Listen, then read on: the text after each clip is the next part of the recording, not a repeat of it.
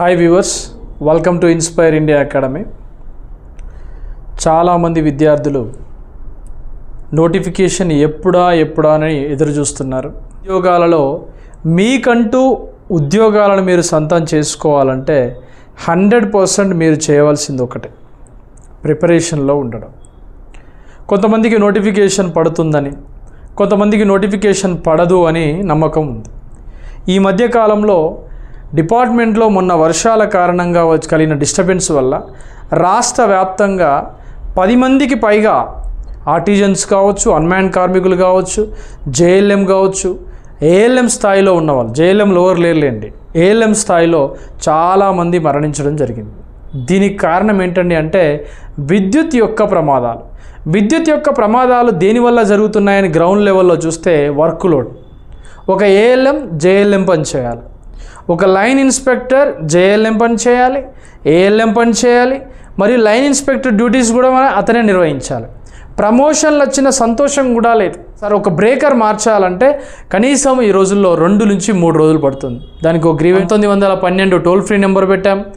ఏం చేసినా కూడా మార్పు అనేది రావడం లేదు. అంటే ఏ సమయమైనా సరే నోటిఫికేషన్ వచ్చి తీరుతుంది.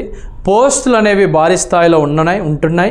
మరియు ప్రతి పోస్టులో కూడా మంచి కాంపిటీషన్ కూడా ఉంటుంది. కాబట్టి చదివే వాళ్ళు చదవండి, చదవని వాళ్ళు చదవకండి. మీరు పని చేసుకునే వాళ్ళు చేసుకోవచ్చు. మిమ్మల్ని ఎవ్వరు కూడా ఇబ్బంది పెట్టరు. మాలాంటి వాళ్ళు నోటిఫికేషన్ పడుతుంది, మీరు బాగుపడతారనే చెబుతాము తప్పితే తరపున మేము కనుక శిక్షణ ఇస్తే ఉద్యోగాలలో కనుక మీరు కనుక ఫుల్ఫిల్ అయితే, మేము చెప్పినట్టుగా మీరు వినేది ఉంటే జీవితం బాగుంటుందని చెప్తాం. నిండు జీవితానికి 2 చుక్కలు అని అంటాం మనం పోలియో చుక్కలలో. అలానే నిండు 100 ఏళ్ళు మనం జీవించాలంటే మనం 100% మనం ఒక వాల్యుబుల్ శాలరీస్తో ఉండాలి. కాబట్టి ఉద్యోగాలతో ఉండాలి. కాబట్టి ప్రతి ఒక్కరిని నేను చదవమనే చెప్తూ ఉంటాను. అంటే అది వాళ్ళ ఇష్టం మీద ఆధారపడి ఉంటుంది. దీనిలో ముందుగా మనం చూద్దాం.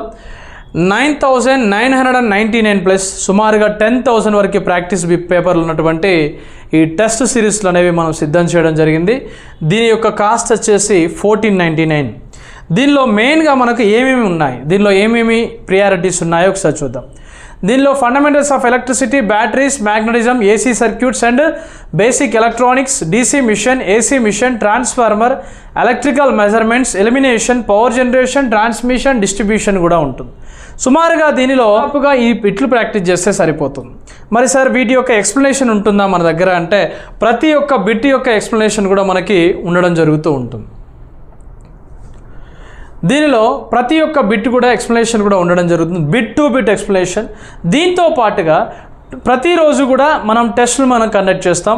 ఇప్పటివరకు మనం స్టార్ట్ చేసిన తర్వాత రీసెంట్గా మనం 1 మంత్ అవుతుంది స్టార్ట్ చేసి. ఫండమెంటల్స్ ఆఫ్ ఎలక్ట్రిసిటీ నుంచి 14 టెస్టులు కండక్ట్ చేసాం. దాంతోపాటుగా మ్యాగ్నటిజం నుంచి 13 టెస్టుల వరకు మనం కండక్ట్ చేయడం జరిగింది. మరియు దీనికి సంబంధించినటువంటి క్లాసెస్కు సంబంధించి లైవ్ రికార్డింగ్ క్లాసెస్ కూడా ఉంటాయి. లైవ్ రికార్డింగ్ ఎప్పుడు ఉంటుంది సార్ అంటే ఈవినింగ్ 7 PM ఉంటుంది లైవ్ రికార్డింగ్. ఒకవేళ మీరు రికార్డింగ్ విన్నా వినకపోయినా కూడా ప్రతి ఒక్క టాపిక్ అంటే ఇలా మనకు ప్రతి ఒక్క టాపిక్ అనేది ఇందులో ఉండడం జరుగుతూ ఉంటుంది.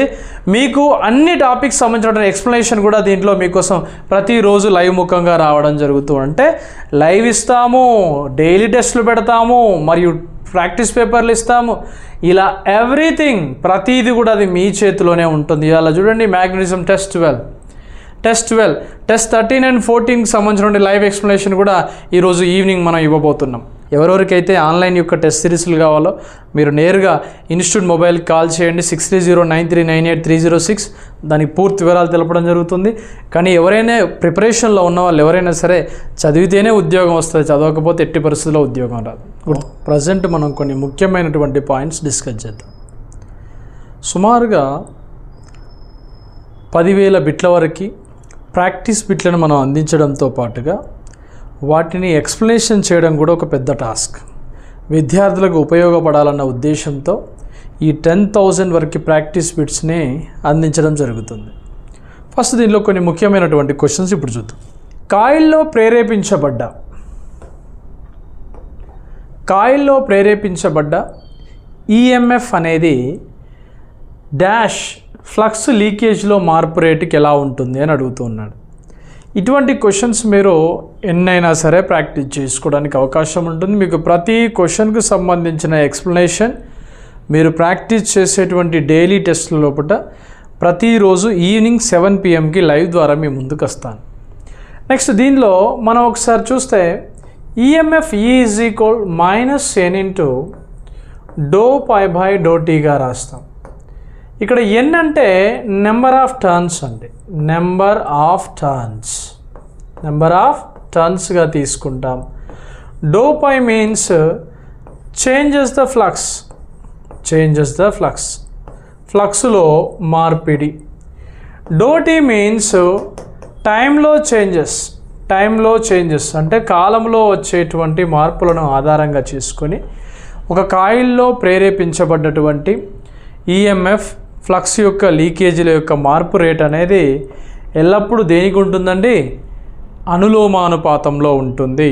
దాని యొక్క నెంబర్ ఆఫ్ టర్న్స్కి మరియు దాని యొక్క ఫ్లక్స్ యొక్క మార్పిడికి ఆల్వేస్ ఇది ఈఎంఎఫ్ అనేది ఎలా ఉంటుందండి అంటే అనులోమానుపాతంలో ఉంటుంది. అందుకే డైరెక్ట్లీ ప్రపోర్షనల్, నేరుగా అనులోమానుపాతం అని మనం చదువుతాం. Next question, the EMF induced in a dash the statistically induced EMF అని అడిగాడు.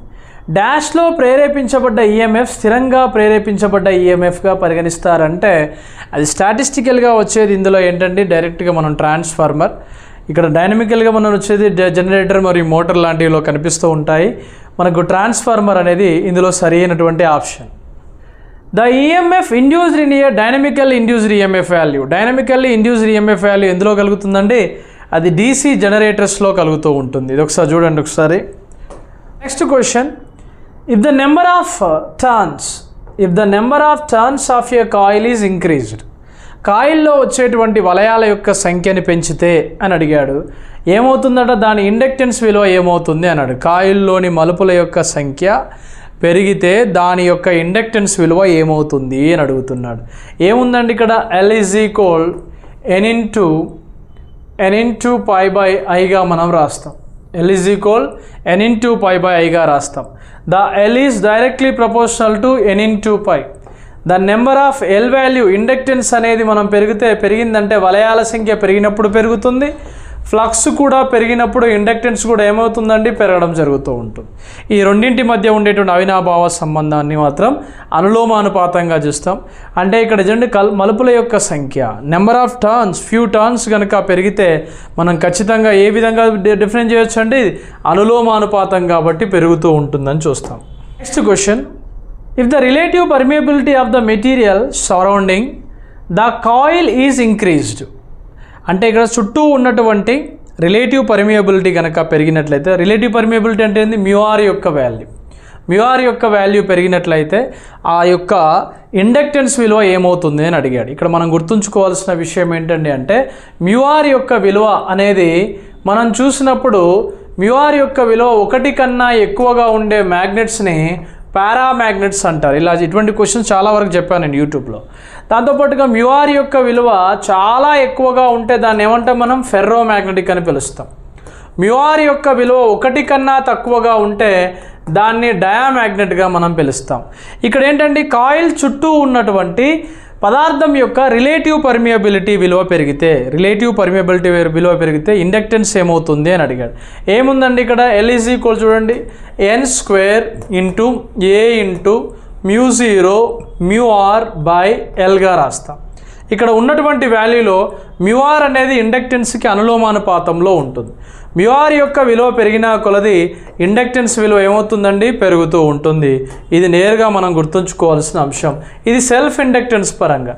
వాట్ అబౌట్ మ్యూచువల్ ఇండక్టెన్స్ పరంగా M1 is equal n1 n2 into A into μ0 μr/Lగా మనం రాస్తాం. ఇది మ్యూచువల్ ఇండక్టెన్స్కు సంబంధించినటువంటి సూత్రం. అంటే ఏదైనా సరే మనకి మ్యూఆర్ యొక్క విలువ సెల్ఫ్ ఇండక్టెన్స్ అయినా మ్యూచువల్ ఇండక్టెన్స్ పరంగానైనా ఆ వాల్యూ అనేది పెరుగుతూ ఉంటుందనే విషయాన్ని గ్రహించాలా. If the number of turns of the coil is increased అంటే వలయాల సంఖ్య అనేది పెరిగిందట. ఎన్ని రెట్లు పెరిగింది? 2 times పెరిగింది. అంటే n ఉన్నది కాస్త ఏమైంది? n² అయింది. What about it inductance? దాని యొక్క ఇండక్టెన్స్ విలువలో మార్పు ఏమవుతుంది అని అడిగాడు. చూడండి, ఇక్కడ L is directly proportional to n² కదా. ఫర్ ఎగ్జాంపుల్ ఇది 2 అనుకున్నాం అనుకోండి, ఎన్ని రెట్లు పెరిగింది? 2 times అన్నాడు కాబట్టి 2² అంటే ఏంటండి? 4 రెట్లు. 4 రెట్లు పెరుగుతుంది. ఇది నేరుగా మనం కొంచెం ఆలోచిస్తే వచ్చేటువంటి ప్రశ్నలు. రేపు ఎగ్జామ్లో కూడా ఇటువంటి ప్రశ్నలే మనల్ని అడగడానికి ఆస్కారం ఉంటుంది. చూడండి, ఒక సర్క్యూట్ యొక్క ఇండక్టెన్స్ విలువ ఇచ్చాడు. ఒక సర్క్యూట్ యొక్క ఇండక్టెన్స్ విలువ 2H అన్నాడు. నెక్స్ట్ దాని యొక్క కరెంట్ యొక్క విలువ అన్నాడు. దాని యొక్క కరెంట్ యొక్క విలువ 10 amps per second 10 amps per secondగా మనకి ఇవ్వడం జరిగింది. దానిలో కలిగినటువంటి సెల్ఫ్ ఇండ్యూస్డ్ ఈఎంఎఫ్ యొక్క విలువ ఎంత అన్నాడు. సెల్ఫ్ ఇండ్యూస్డ్ ఈఎంఎఫ్ యొక్క విలువ ఎంత? వాళ్ళ ప్రకారం E = L × ∂I/∂Tగా రాస్తాం. Difference of current by difference of టైమ్గా రాస్తాం. దీనిలో మనం E = మనం చూసినప్పుడు ఇది 2 × 10గా రాస్తాం. ఎంతంటే ఇక్కడ 20 volts అనేది సరైనటువంటి సమాధానం. ఇది దేనికి సంబంధించి ఒక సర్క్యూట్ యొక్క ఇండక్టెన్స్ 2H అయినప్పుడు దాని యొక్క అప్లికేషన్. పక్కాగా మనం కనుక ప్రిపేర్ అవుతే ఈజీగా రావడానికి అవకాశం ఉంటుంది. ఎంత ప్రాక్టీస్ చేస్తే అంత మంచిది. చదవడం గొప్ప కాదు, చదివిన దాన్ని మనం బిట్ టు బిట్ అనాలిసిస్ చేసి ప్రాక్టీస్ చేయడం గొప్ప. మళ్ళీ దానికి ఎక్స్ప్లెనేషన్ కూడా దొరకడం కూడా చాలా గొప్ప. కాబట్టి ప్రతి ఒక్కరు కూడా ఏం చేయాలంటే ప్రతి ఒక్క పాయింట్ని కూడా చాలా జాగ్రత్తగా కొంచెంలో కొంచెం చదువుతూనే పోతూ ఉండడం వల్ల మనం ఎక్కువగా నాలెడ్జ్ని గ్యాదర్ చేయడానికి అవకాశం ఉంటుంది. దీనిలో మనకు నెక్స్ట్ క్వశ్చన్ చూద్దాం. ఇక్కడ ఏమి ఇచ్చాడు? నెంబర్ ఆఫ్ టర్న్స్ ఇచ్చాడు. టర్న్స్ ఎంత అండి? 10 టర్న్స్ అన్నాడు. నెక్స్ట్ దాని యొక్క రిలాక్టెన్స్ ఇచ్చాడు. S = 100 ampere turns by వెబర్గా ఇచ్చాడు. 100 ampere turns by వెబర్గా ఇచ్చాడు. What about it's inductance? దీని ఇండక్టెన్స్ సూత్రం అంటే L = N²/S గా రాయండి. L = N² అంటే ఏంటంటే 10 × 10/100గా రాస్తాం. 0.000 అయితే అప్పుడు మనకి ఏమొస్తుందండి? 1 హెన్రీ అనేది వస్తుంది. లెక్క చూస్తే చిన్నగానే ఉండొచ్చేమో, కానీ మనకు ప్రిన్సిపల్ అది రాకపోతే అది ఎట్టి పరిస్థితుల్లో కూడా మనకి సొల్యూషన్ అనేది రాదు. అంటే మనం చదువుతాం అందరం కూడా. ఎవరు సక్సెస్ అవుతారు అంటే ఎక్కువగా ప్రాక్టీస్ బిట్లు ఎవరు చేస్తారో వాళ్ళే ఎక్కువగా సక్సెస్ అవుతారు. ఎప్పుడైనా సరే సిలబస్ని చాలా కఠినంగా చదవాలి, అప్పుడు ఎగ్జామ్ పేపర్ అనేది చాలా ఈజీగా కనిపిస్తూ ఉంటుంది. మోడల్ క్వశ్చన్ కానీ డిఫరెంట్ అప్లికేషన్లో అడిగాడు. ఆయన iron chord coil as inductor అని అడిగాడు. దాని యొక్క ఇండక్టర్ యొక్క ఇండక్టెన్స్ వాల్యూ ఇచ్చాడు. ఇక్కడ మనకి ఒక ఐరన్ కోర్ కాయిల్ యొక్క ఇండక్టెన్స్ వాల్యూ ఇచ్చాడు. దాని యొక్క ఇండక్టెన్స్ విలువ ఎంతండి? 2H అండి. దాని యొక్క ఇండక్టెన్స్ విలువ ఎంతండి? 2H. నెక్స్ట్ దాని యొక్క రిలాక్టెన్స్ యొక్క వాల్యూ S = ఎంతండి? 200 ampere turns by వెబర్గా ఇచ్చాడు. మనల్ని ఏమడుగుతాడు? నెంబర్ ఆఫ్ టర్న్స్ ఎంత? ఇప్పుడు సూత్రం ఏ రాస్తాం? L = N²/S. అంటే ఇక్కడ N = ఎంత వస్తుందండి? ఆటోమేటిక్గా L × Sగా రాస్తాం. On the root of L value ఎంత అండి? 2 × S వాల్యూ ఎంత అండి? 200 అంటే ఎంత అండి? మనకి ఇక్కడ 400 వస్తుంది. 400 అంటే ఎంత రూట్ అండి? 20² యొక్క రూట్. అంటే వాల్యూ ఎంత వస్తుందండి? 20గా వస్తుంది. 20 మలుపులు అనేవి సమాధానంగా రావడం జరుగుతూ ఉంటుంది. అంటే ఇది కూడా ఒక రకమైనటువంటి ప్రశ్నే. 2 కాయిల్స్ మధ్య ఇండక్టెన్స్ ఇచ్చాడు. ఇది 4Hగా తీసుకుంటాం. దాని యొక్క కరెంట్ వాల్యూ ఇచ్చాడు. కరెంట్ I అనేది చూడండి ఇక్కడ 2 ampere/secondగా ఇచ్చాడు. ప్రేరిత ఈఎంఎఫ్ విలువ అడిగాడు. డైరెక్ట్గా మనం గుర్తుపెట్టుకోవాల్సిన విషయం E = L × ∂I/∂Tగా రాస్తాం. Difference of current by difference of time. E = L value ఎంత అండి? 4 × 2 అండి. HA విలువ ఎంత ఉంటుందంటే 8 voltsకి సమానంగా ఉంటుంది. 8 voltsకి సమానంగా ఉంటుంది. Application method. If the coefficient of coupling between 2 coils, 2 coils మధ్య దాని యొక్క కోఎఫిషియంట్ వాల్యూ కనుక పెరిగితే, ఇంక్రీజ్డ్ ఒకవేళ పెరిగితే, what about it mutual inductance of the coil? దాని యొక్క మ్యూచువల్ ఇండక్టెన్స్ అనేది కాయిల్స్ మధ్య ఎలా కనిపిస్తుంది అని అడిగాడు. మ్యూచువల్ ఇండక్టెన్స్ సూత్రం ఏంటండి? M = K × L1 L2గా రాస్తాం. దీనిలో మనం తీసుకోవాల్సిన విషయం ఏంటండి? M = వచ్చినప్పుడు ఇక్కడ K వాల్యూ అనేది దీనికి ఎలా ఉంది? అనులోమానంలో ఉంది. అంటే M value is increases. Mutual inductance పెరుగుతుంది అంటే దాని యొక్క కోఎఫిషియంట్ వాల్యూ కూడా పెరుగుతుంది. M వాల్యూ కనుక పెరిగిన కొద్దీ K వాల్యూ కూడా పెరుగుతుంది. కాబట్టి ఇట్ ఈజ్ ఇంక్రీజ్ అని పిలుస్తాం. ఒకవేళ K వాల్యూ కనుక యూనిటీ అన్నాడు అనుకోండి, యూనిటీ అనేటువంటి పదం వాడాడు అనుకోండి, M = L1 ఇంటూ L2 అనేటువంటి బేసిక్ ప్రిన్సిపల్ వేస్తే సరిపోతుంది. అంత root of L1 into L2 అనే ప్రిన్సిపల్ వేసి చేస్తే సరిపోతుంది. ఇవి ఇంపార్టెంట్ అయినటువంటి క్వశ్చన్స్. అంటే ఇటువంటి క్వశ్చన్స్ని మీరు యాప్లో ఎన్ని రకాలుగా అంటే అన్ని రకాలుగా ప్రాక్టీస్ చేయొచ్చు. ప్రతి టెస్ట్ సిరీస్కి మీకు అందులో ఎక్స్ప్లెనేషన్ కూడా దొరుకుతూ ఉంటుంది. మళ్ళీ ప్రతిరోజు కూడా డైలీ ఎగ్జామ్స్ని మేము కండక్ట్ చేయడం జరుగుతుంది. కాబట్టి మీరు ఏం చేయండి అంటే ప్రతిరోజు రాసేటువంటి టెస్ట్లని ఎక్స్ప్లెనేషన్ వింటూ ఆన్లైన్ క్లాసెస్ వినడం ద్వారా మనం సక్సెస్ కావడానికి అవకాశం ఉంటుంది. ఇది గుర్తుపెట్టుకోండి ప్రతి ఒక్కరు కూడా. మీరు ఏ విధంగా సక్సెస్ అవ్వాలనేది అది మీ చేతిలోనే ఉంటుంది. మీరు ఇన్స్పైర్ ఇండియా అకాడమీ మాత్రం మీకోసం 10,000 బిట్స్ వరకు మీకోసం రెడీగా చేసి ఉంచడం జరిగింది. అది 100% మీకు అన్ని రకాలుగా ఉపయోగపడడానికి అవకాశం ఉంటుంది.